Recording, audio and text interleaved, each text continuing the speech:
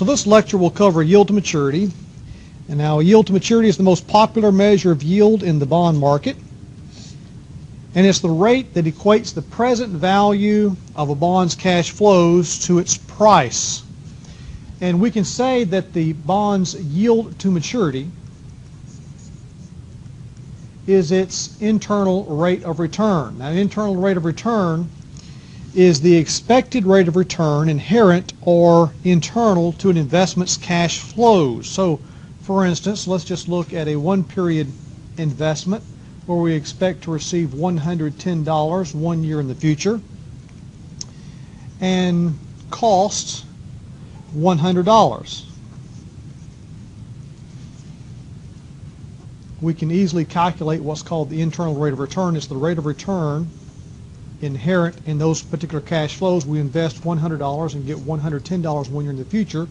The internal rate of return would be 10%, and we can find that just by solving the future value formula, where the $110 comes from the 100 compounded at that one rate one time. So if these cash flows belong to a bond, then this 10% here, these cash flows internal rate of return, would be called its yield to maturity. So the yield to maturity is the bond's internal rate of return. It's what is expected or promised if the bond is held to maturity.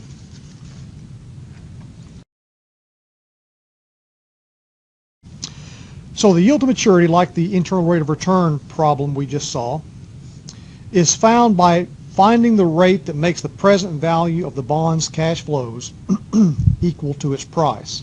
So if we set up a bond valuation formula here where the price of the bond is equal to, and since the yield to maturity is that rate of return that makes the present value of the bond's cash flows equals to its price, this yield to maturity is held constant for the whole term to maturity. So given that, we're looking at a constant discount rate, and given that the bonds are form an annuity, we can say that the price of the bond, or the value of the bond, is equal to the present value of the coupons, which form an annuity. So we can use the present value of an annuity formula here.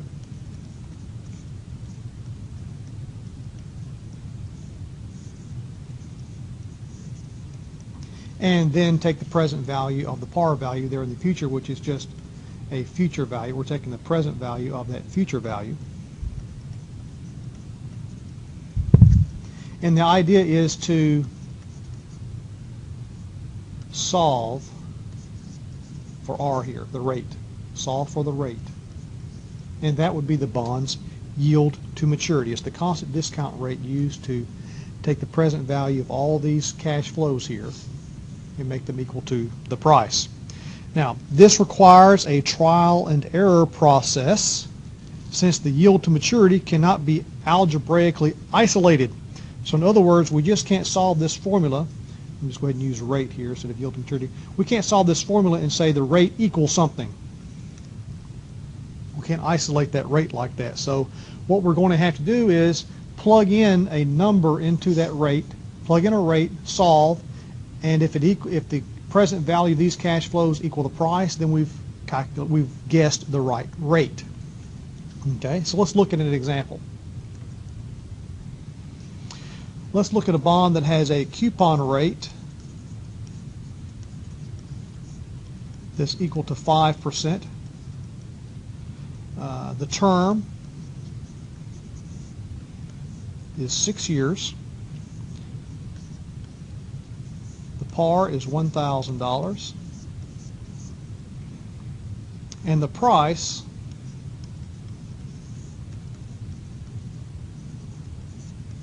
is $900. So notice the bond is selling at a discount, and the coupon rate here is 5%.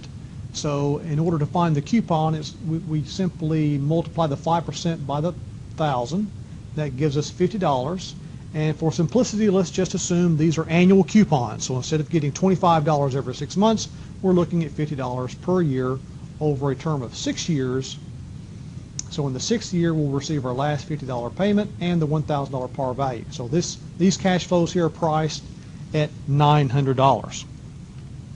So in order to set up our equation to find the yield to maturity, we're going to be setting $900 equal to the present value of these cash flows, the 50 and the 1,000. The $50 is a 6-period annuity, so we're going to set the $50 up as an annuity and find the present value of that annuity.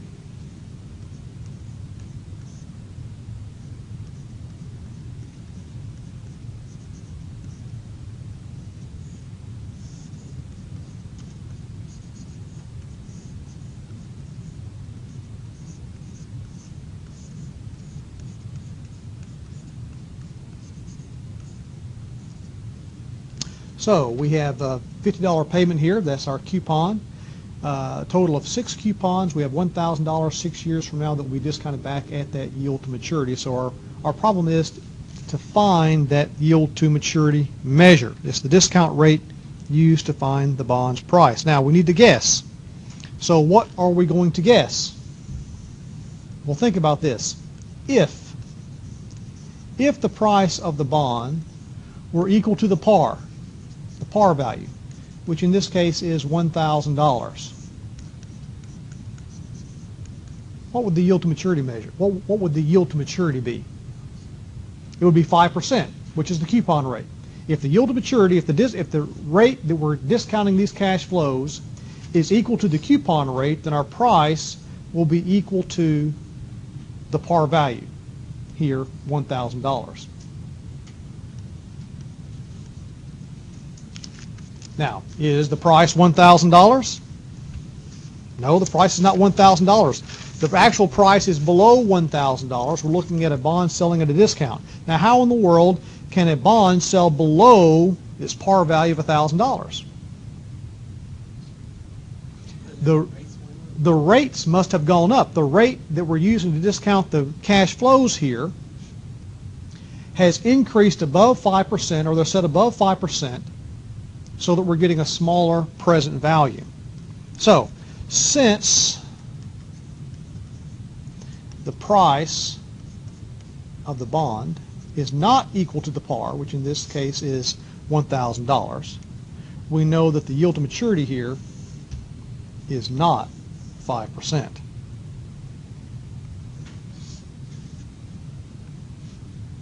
And so, as you said, as rates go up, the present values or prices go down, and as rates go down, the present value or the price, the value, increases.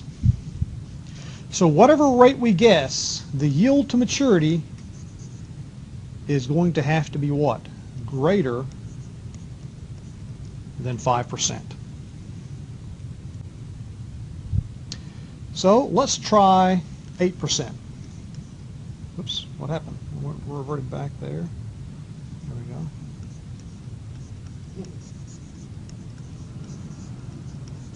Let me just put a question mark there. Is the yield to maturity 8%?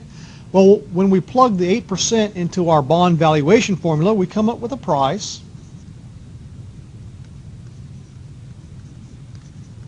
of $861.31.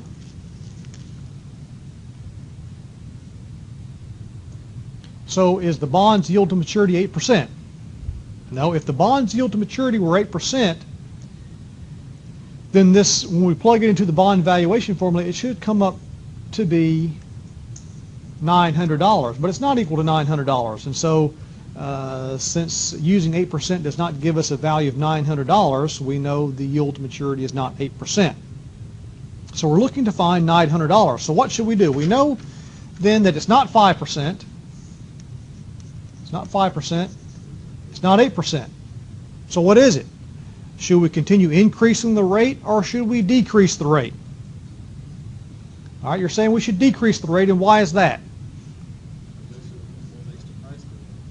Okay, in other words, by decreasing the rate, we can make the present value go up. By using 8%, we have $861.31. We don't want $861.31, we want $900. So in order to get to $900, to move from $861 to $900, that's an increase in the present value. So we have to decrease the rate. So what if the yield to maturity were then, let's try 7%. Is it 7%? Well, if we plug 7% into our bond valuation formula, that gives us a price of $904.67. So was our yield to maturity 7%? It's pretty close, but not exact. It's not equal to $900, but that 904.67 is pretty close to the 900. If we wanted to get more, well, one thing we need to realize here is we've kind of narrowed it down to a range, though. It wasn't 5%, it wasn't 8%, but up here we knew it was somewhere in between. It was greater than 5%, okay, and less than 8%. That's our yield to maturity. And so now we've narrowed that range down, okay. If we wanted to try another yield to maturity, if we wanted to try another rate to find the yield to maturity, what rate should we use? Something greater than 7% or something less than 7%?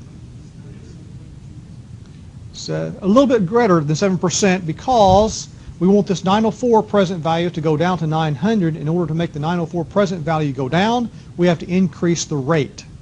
Okay? So that means that the rate, the yield to maturity here,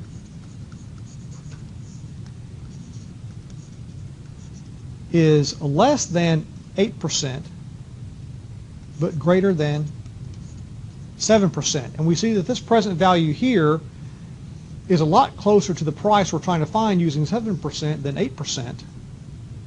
So it's probably going to be very close to the 7% mark, so 7.1, 7.2.